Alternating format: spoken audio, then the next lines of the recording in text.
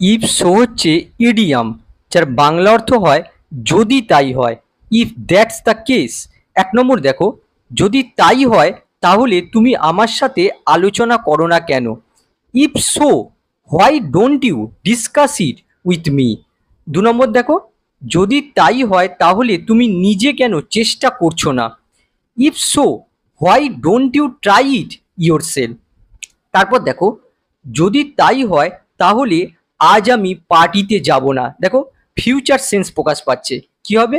If so, এই if so এর অর্থ হলো if that's the case, I will not go to the party today.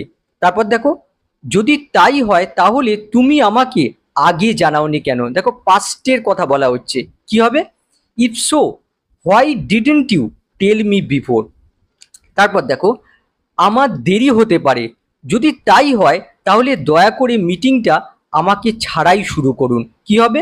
I might be late, if so please start the meeting without me.